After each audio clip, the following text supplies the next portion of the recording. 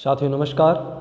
मैं आज आपके साथ शेयर करूंगा जीवन संचेतना बुक की अप्पो दीपो भव टॉपिक, अपने जीवन के स्वयं दीप बने।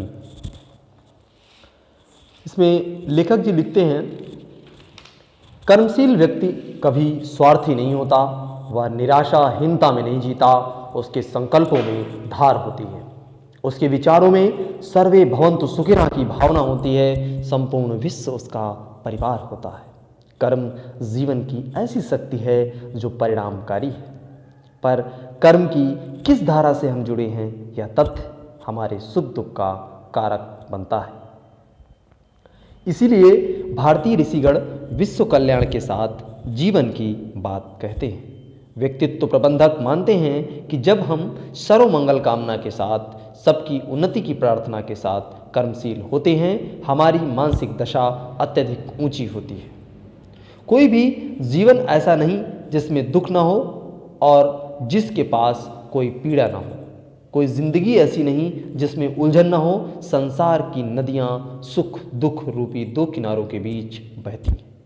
जहां सुख भी है तो दुख भी है, हानि है तो लाभ भी है, जीतना भी है तो हारना भी है, मान है तो अपमान भी है, लेना है तो देना भी है, संयोग है तो वियोग भी है, अगर हंसना है तो रोना भी है। इन दोनों ही किनारों के बीच जिंदगी बहती है, पर दोनों के मूल में कार्य करती है कर्म की दिशा धारा।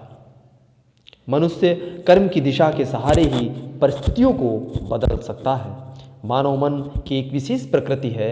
अगर मनुष्य गर्मी में है तो वह छाया की तरफ भागेगा, ठंडक की तरफ बहुत चले गए तो गर्मी की तरफ दौड़ना पड़ेगा। इससे छुटकारा नहीं है। कोई भी जीवन ऐसा नहीं है जिसके लिए जीवन का मार्ग सरल हो, सुगम हो, सीधा हो। जिंदगी की पगडंडी तो सबके लिए ही टेढ़ी मेढ़ी होती है, उबड़ खाबड़ है, अनजानी कठिनाइयाँ सामने आती हैं, पर कर्म की दिशा को ध्यान रखने वाले हर स्थिति में निश्चिंत रहते हैं। शास्त्रों में कहा गया है कि जो भी हमारे सामने आ रहा है हमारे किसी न किसी कर्म का फल है। इस कर्म फल से बचाव के लिए मनुष्य अनेक प्रयोग करता है। जैसे बाहरी दृष्टि से सर्दी पड़ती है, पर वह सर्दी तो हटा नहीं सकता। सर्दी से बचाव किया जा सकता है। तेज़ धूप पड़ रही है तो सूरज को आप मना नहीं कर सकते कि धूप इतनी क्यों है दे रहा है, खुद का ही बचाव करना पड़ता है। वैसे ही सूक्ष्म कर्मों के लिए भी विधान है।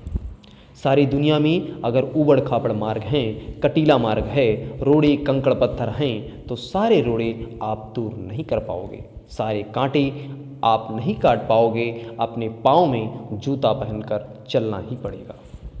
बारिश हो रही है तो जहाँ तक इंसान स्वयं के लिए बचाव कर सकता है वह करता है।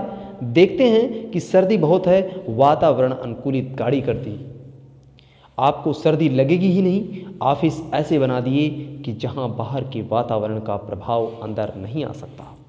इससे स्पष्ट है कि समस्या का सदैव निदान नहीं कर सकते, पर एक रास्ता अपनी सामर्थ्य शक्ति को बढ़ाना।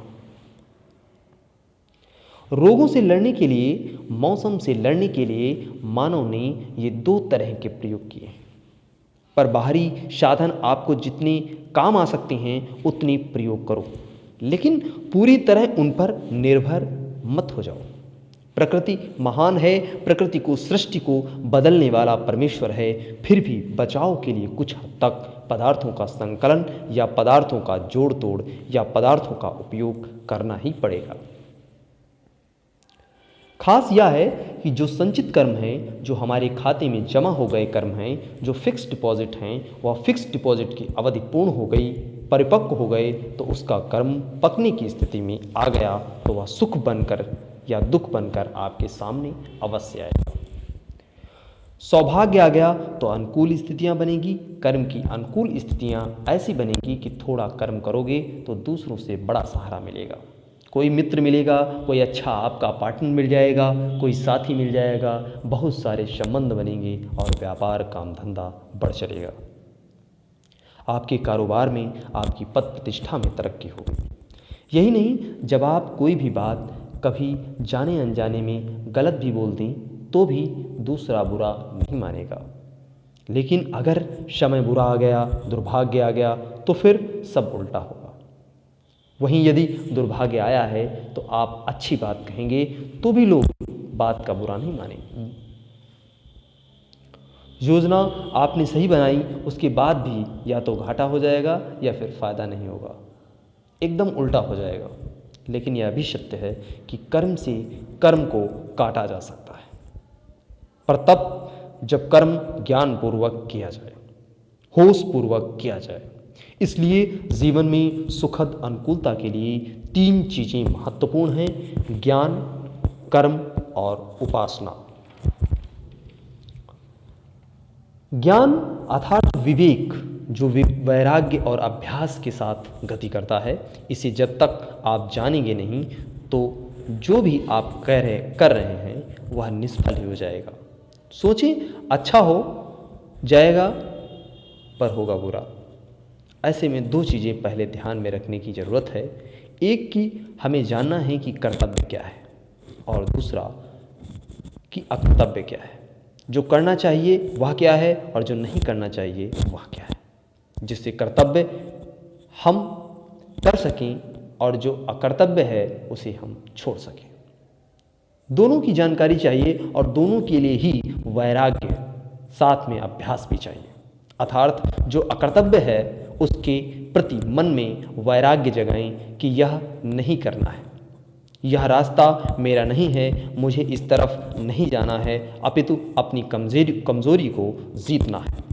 इस तरह से अपने आप को ऊपर उठाने हेतु शक्ति की उपासना करनी चाहिए। नवरात्रों में जब हम शक्ति की उपासना करते हैं और बौद्धिक क्षमता, शारीरिक क्षमता, मानसिक क्षमता और आत्मिक क्षमता का विकास करते हैं, तो वह भी एक प्रकार के से कर्तव्य के प्रति दृढ़ संकल्प ही अंत में जगाते हैं। जैसे काली, वह 8 हाथ वाली महान सत्ता है। काली शक्ति कोई और नहीं, संगठन की शक्ति है। परिवार का हर व्यक्ति मिलकर जब एक व्यक्ति के विचार के अनुसार चले तो उसे काली शक्ति का जागरण भी कहते हैं। इससे भी दूषित कर्म करती है। इस प्रकार से साथियों, ये गहना कर्मणो गति का सारांश आपको सुनाया। बहुत बहुत धन्यवाद आपको।